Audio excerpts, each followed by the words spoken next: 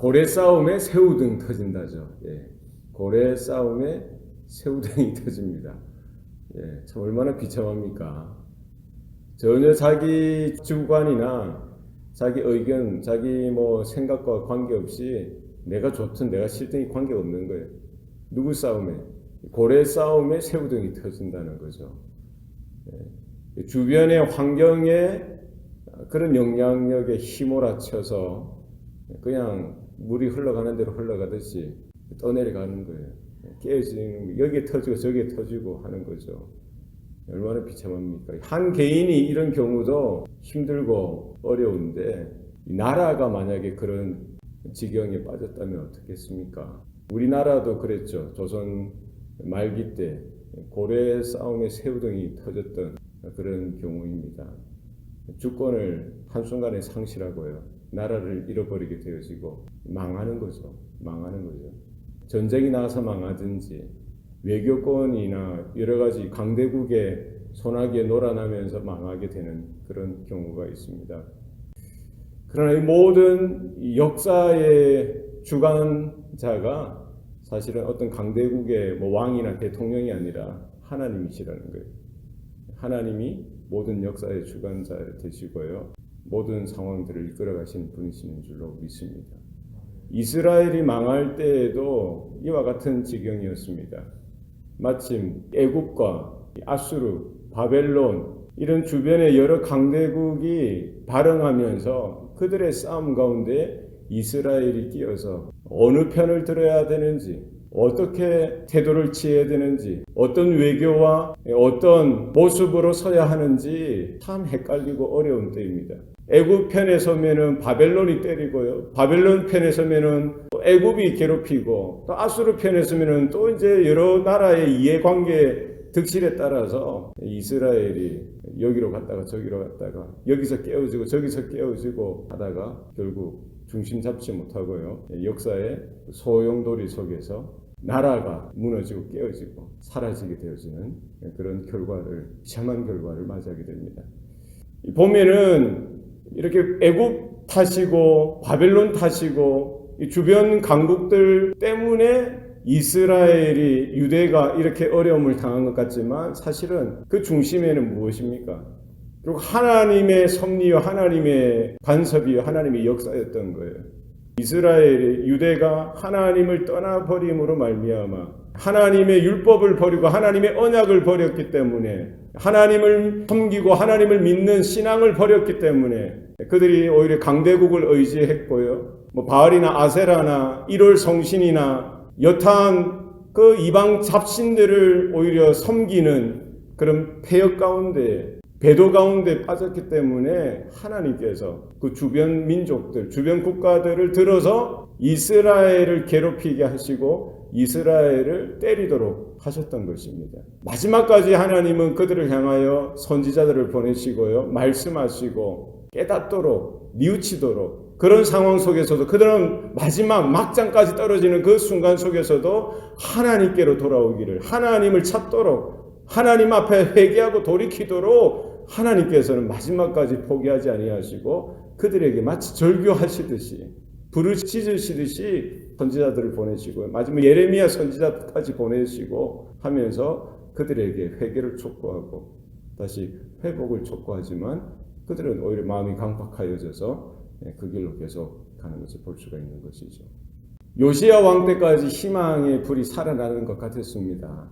그는 이스라엘의 그런 종교 개혁을 이루었죠. 성전을 청결케 하고요. 우상들을 제거하고 또 유월절을 다시 실행하면서 온 이스라엘이 다시 하나님 앞에로 돌아가는 그런 일들을 경험하게 되었고, 하나님은 그때 은혜를 주셨습니다만 요시야가 끝까지 그런 일들을 감당하지 못했던 거예요. 마지막에 또 애굽의 눈치를 보고 바벨론의 눈치를 보다가 결국 바벨론을 의지하게 되어지고요. 바벨론을 더 하나님보다도 신뢰하게 되어지다가 결국 애굽 왕의 손에 죽임을 당하게 되어지고, 그의 세 아들이 이어서 연거푸 왕위에 오르게 되어지고요. 손자 하나가 왕위에 오르게 되어지죠. 그러나 그 마지막 4명의 왕들이 똑같은 거예요. 요아스, 요야김, 그리고 요야김의 아들 요아스의 손자죠. 요아김, 그리고 마지막 시드기야까지 하나같이 3개월을 왕으로 섬기기도 하고 11년을 왕으로 섬기기도 하고 그 마지막 그 시대의 그 상황들 속에서도 여전히 그들은 하나님 앞에서 악을 행함으로 인하여 하나님은 그들에게 진노하시고 징계하시는 거예요. 마지막까지 그들은 눈치를 보는 거예요. 여호와서는 자기의 아버지가 애굽의 손에 죽었으니까 반애굽 정책을 펴다가요. 바벨론 편에 섰다가 오히려 애굽의 군대로 인하여 그가 왕위에서 폐위가 되어지고요. 애굽에 잡혀가게 되어지고 그의 형제 요야김이 등극하게 되어지고 그는 또 친애굽 정책을 펴게 되어지죠. 이번에는 누가 가만히 두지 않습니까? 바벨론이 가만히 두지 않죠. 바벨론이 와서 또 이제 요야김을 잡아가고 쇠사슬로 묶어서 비참한 그런 또 이제 그의 아들 요야긴을 세우고요. 또 마음에 들지 않으니까 또 바벨론을 잡아가고 시드기야를 또 세우고 결국 우리가 눈에 보이는 것을 보면은 그 강대국의 손아귀에서 애굽이나 바벨론이나 그런 정치 권력의 국제 정세의 여러 가지 힘에 의해서 좌우되는 것 같습니다만 오늘 본문에서 이야기하는 것이 무엇입니까? 그 왕들이 마지막까지 하나님 앞에서 악을 행하고요. 이스라엘 백성들, 유대 백성들로 하여금 우상을 섬기게 하고 하나님의 율법을 따라가지 못하게 하는 정책을 펴므로 결국 하나님 앞에서 악을 행하게 되므로 하나님은 그들을 바벨론의 손에 때로는 애굽의 손에 넘기셨던 것을 볼 수가 있는 것이죠. 하나님께서 그들의 중심을 보시고요. 그들의 행악함을 보시고 그것이 문제라는 거예요. 망하는 데는 우연하게 망하는 것이 아니라 우연하게 망하는 법이 없어요. 하나님 앞에서 악을 행했기 때문에 하나님께서는 그들을 치시는 거예요. 그들의 다리를 치시고 허리를 꺾으시고요. 마지막에 머리를 치시겠죠. 그 치시면서 죽으라고 치시는 것이 아니라 무엇입니까? 말씀해 주시는 거예요. 말씀해 주시는 거예요.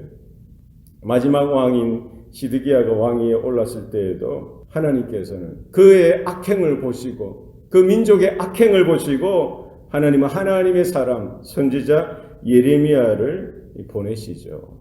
그리고 말씀해 주시는 거예요. 경고하시는 겁니다. 하나님 앞에서 겸손하지 못했던 것, 하나님 앞에서 목을 꼿꼿하게 하고 마음을 완악하게 하여서 하나님 앞에 뻗대이고요. 하나님 앞에 돌아오지 아니하고 우상을 섬기고 이방 신들을 섬기고요. 이방 왕들을 더 의지했던 것들을 지적하시면서 하나님 앞에 크게 범죄했던 그들의 모습을 실상을 고발하고 지적하는 것이죠.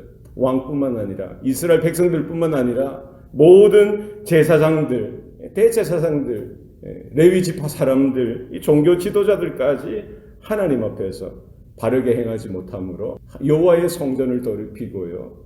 하나님의 이름을 더럽히는 그런 어리석은 가운데 폐역 가운데 있었던 것을 볼 수가 있는 것이죠. 그래서 하나님께서 경고하시고 결국 어떻게 하십니까? 바벨론의 손에 넘기시고요. 바벨론의 군대로 하여금 그들을 공격하게 하고 그들의 남녀노소 누구든지 다 잡아가게 하고 다 죽이게 하고요. 그들의 집들을, 궁궐을, 성전을 다 회파하게 하고 불지르게 하고요. 완전히 폐허가 되도록 하셨던 것을 볼 수가 있습니다. 하나님의 백성들이 이스라엘 하나님의 민족이 이방들의 손에 의해서 놀아나게 되어지고 비참하게 수치의 그런 모습 가운데 드러나게 했던 것을 볼 수가 있는 것이죠. 무엇입니까? 하나님의 심판이죠. 하나님의 간섭이요. 하나님의 역사라는 사실을 우리가 믿음의 눈으로 바라볼 수 있어야 하는 것이죠. 이스라엘이 망할 수밖에 없었던 거예요. 결국 마지막까지 하나님은 경고하시고 하나님의 사람들을 통해서 말씀하시면서 그들의 회개를 촉구하였지만 이제 때는 늦었던 것이죠. 결국 유대가 망하게 하시고요. 바벨론에 모두 포로로 뿔뿔이 흩어지도록 잡혀가도록 하시고 70년 동안 바벨론의 포로로 삼으시고요. 유대 땅 가운데 이것을 어떻게 표현하냐면 70년 동안 그 땅에 안식을 주셨다는 거예요. 우상의 죄로 인하여 더럽혀졌던 우상 숭배로 더럽혀졌던 그 땅을 하나님께서 정결케 하시는 거예요.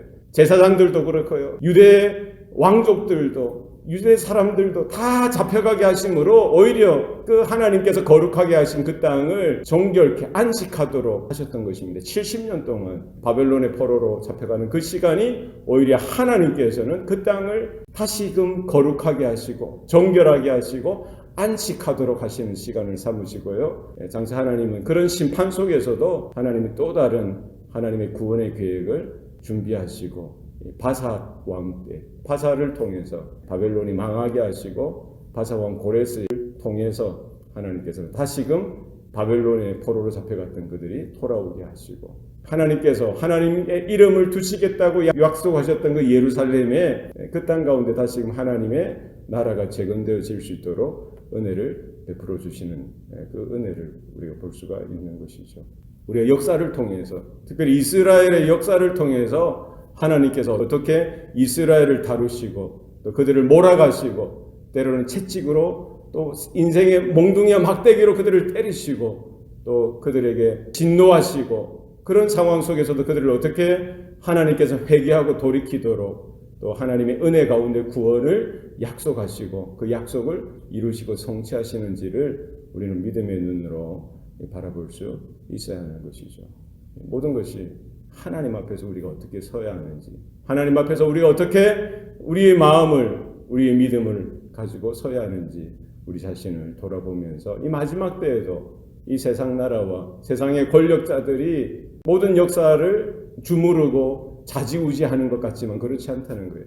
하나님께서 모든 역사의 주관자 되시고 하나님을 찾고 하나님을 의지할 때에 하나님께서 간섭하시고 개입하시고 도우시고 다시 살 길을 열어주시고 피할 길을 열어주시고 우리가 어떻게 서야 하는지 하나님께서 우리의 그늘이 되어주시고 우리의 반석이 되어주시고 우리의 높은 망대가 되어주시고 우리의 생명의 주관자가 되어주신다는 분명한 사실을 깨닫고 세상을 의지하고 세상의 여러 힘들을 권력을 의지하는 것이 아니라 하나님을 찾고 하나님을 의지하고 믿음으로 세워지는 우리 모든 성도들의 삶이 되어지고 우리 가정과 교회와 이 나라, 이 민족이 되어질 수 있기를 축원합니다.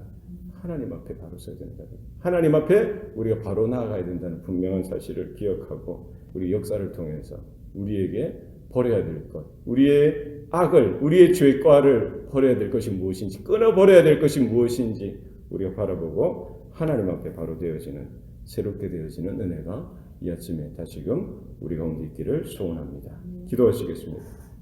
살아계신 아버지 하나님, 오늘도 우리에게 복을 주시니 감사합니다. 하나님께서 말씀하신 대로 우리가 어떻게 하나님 앞에 서는지 또 어떻게 살아가고 어떻게 행해야 되는지를 깨닫게 하시고 죄로 인하여 우리의 마음이 완악해지지 않도록 주님 도와 주시옵소서. 하나님의 말씀 앞에 하나님의 음성 가운데 귀를 기울이게 하시고 날마다 회개하고 자복하고 돌이키는 은혜가 우리 모든 성도들의 삶 가운데에 있게 도와 주시옵소서. 부모 때뿐만 아니라 우리 자녀 때까지 또 우리 손주 때까지 오고 오는 모든 세대까지 하나님의 은혜가 흘러가게 하시고 그 믿음이 계승 계대되어질 수 있도록 하나님께서 역사하시고 간섭하시고 주장하여 주시옵소서. 모든 것 감사드리고 예수님 이름으로 기도합니다.